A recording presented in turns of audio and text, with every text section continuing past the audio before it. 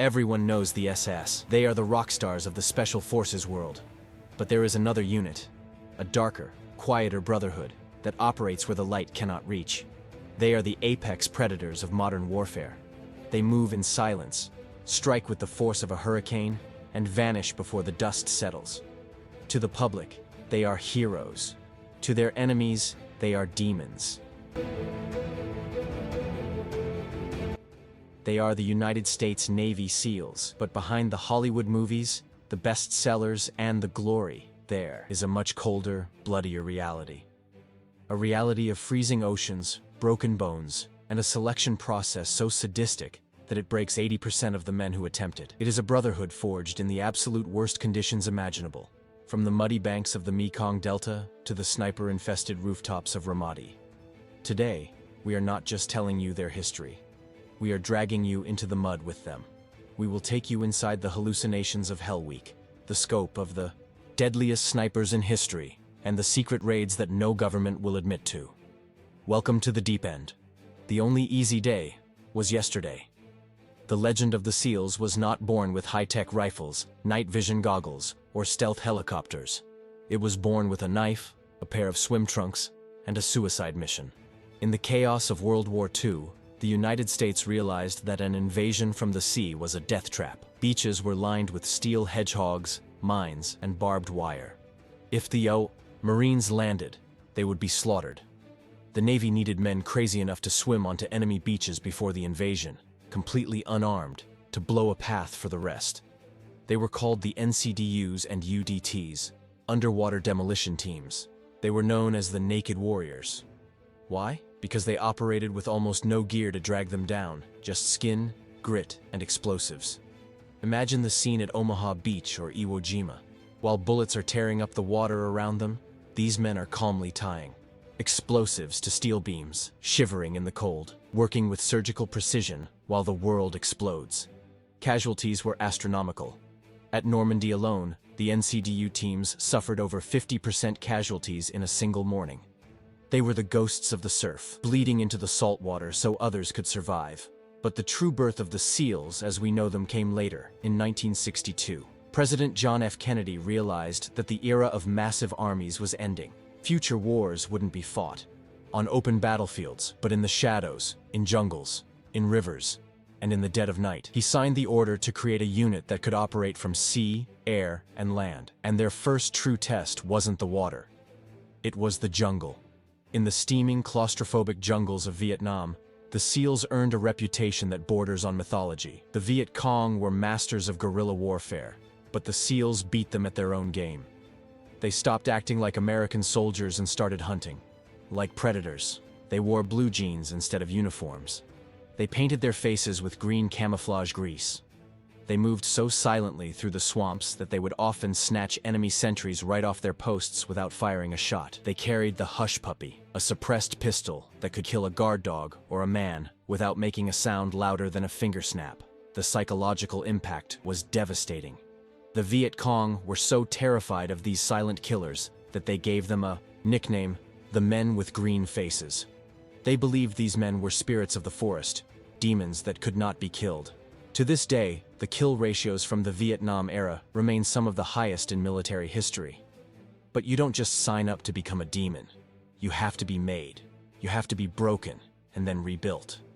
This happens in Coronado, California, at a place called WWII, Basic Underwater Demolition SEAL Training. It is widely considered the toughest military training on Earth. It is not designed to train you. It is designed to eliminate you. For 6 months, candidates are subjected to cold, sand, and exhaustion that pushes the human body beyond its biological limits. The instructors have a simple goal: find the breaking point. Everyone has one. The most terrifying test is known as drown-proofing. In most military swimming tests, you have to swim fast. In the SEALs, they tie your hands behind your back and tie your feet together. Then, they throw you into a 9-foot deep pool. You are not allowed to touch the sides. You have to bob up and down, gasping for air, helpless, for 20 minutes. Then, the instructors attack you. They swim down and drag you to the bottom, spinning you around, trying to drown you. If you panic, you die. If you thrash, you fail. The only way to survive is to relax while you are drowning. It filters out those who panic under pressure. But the centerpiece of the nightmare is Hell Week.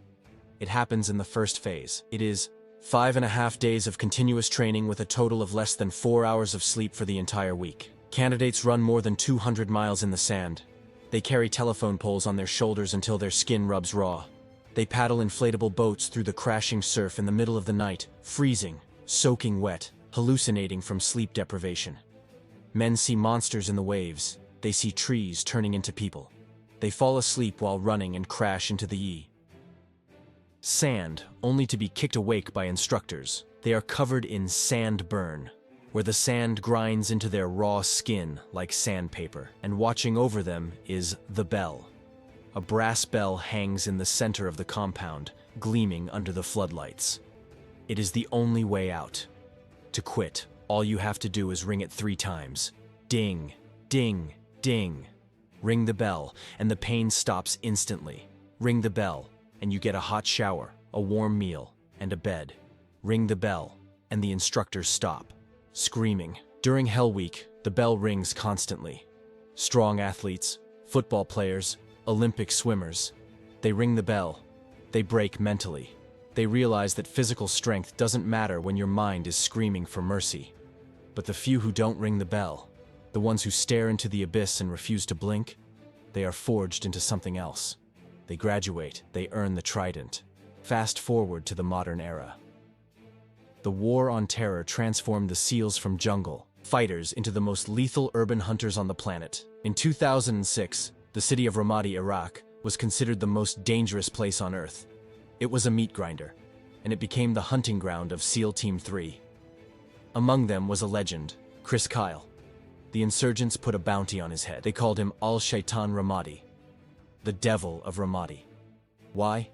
Because he was a ghost that struck from 1,000 yards away. Sniper operations in the SEALs are a dark art. It is not like the movies. It is about patience, mathematics, and the ability to slow your heart rate down between beats. A SEAL sniper might lay motionless for 12 hours in a pile of rubble, urinating on himself, covered in flies, waiting for a single target to expose himself.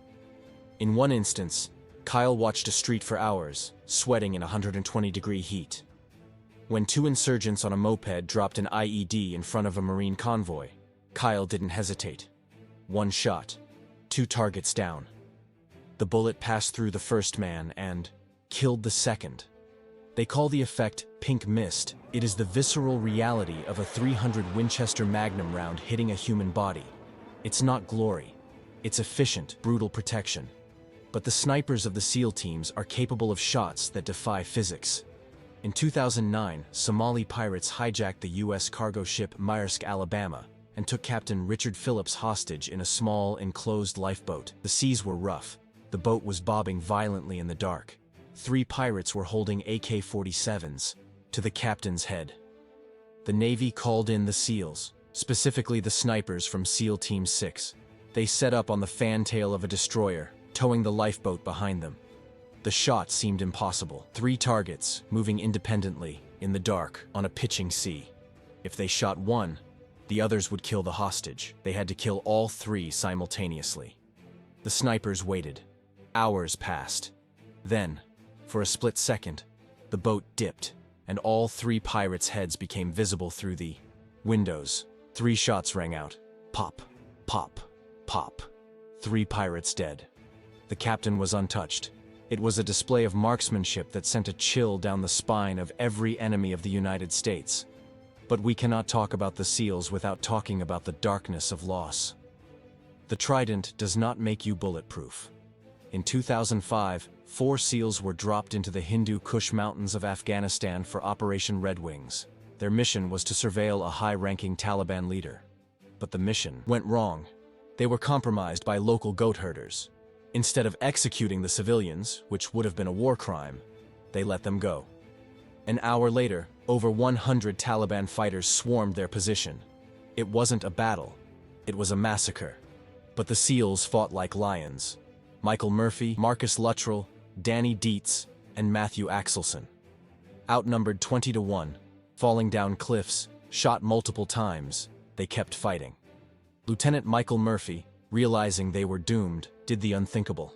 He walked out into the open, exposing himself to enemy fire, just to get a satellite signal to call for help. He took a bullet to the back, dropped the phone, picked it back up, completed the call to save his men, and died on that rock. A rescue helicopter, call sign Turbine 33, flew in to save them. It was hit by an RPG and crashed, killing everyone on board. 8 more SEALs and 8 Army Night Stalkers. It was the single worst day in SEAL history. Only one man, Marcus Luttrell, survived. He crawled for miles with a broken back and shrapnel in his legs, kept alive by sheer will and the memory of his brothers. This is the cost of the Brotherhood. Then, there is the elite within the elite, the Tier 1 operators, the Naval Special Warfare Development Group. Known to the public simply as SEAL Team 6. While regular SEAL teams execute high-risk missions, Team 6 is called when the president needs a problem to vanish from the face of the earth. They operate outside the normal military protocol. They exist in the black. Their defining moment came on May 1st, 2011, Operation Neptune Spear. For 10 years, the United States had hunted Osama Bin Laden. He was a ghost, disappearing into the mountains of Pakistan. Intelligence finally tracked him to a compound in Abbottabad. The option was to bomb the compound to dust. But the president needed proof. He needed the SEALs. While the world slept, 2 stealth Black Hawk helicopters, modified to be invisible to radar, sliced into Pakistani airspace. Inside were 24 of the deadliest men on the planet. They fast-roped into the courtyard. It wasn't a fight. It was a surgical removal. They moved room to room, floor by floor, eliminating threats with double taps to the chest and head. On the 3rd floor, they found him. The boogeyman, the architect of 9/11. Geronimo, EKIA. Enemy killed in action. In less than 40 minutes, they collected the intelligence, secured the body, and flew back into the night. By the time the sun rose, the world had changed. The SEALs had settled the score. So, what makes a Navy SEAL? It isn't the weapons. It isn't the technology. It is a mindset. A refusal to accept defeat. A SEAL is a man who will break his own body to complete the mission.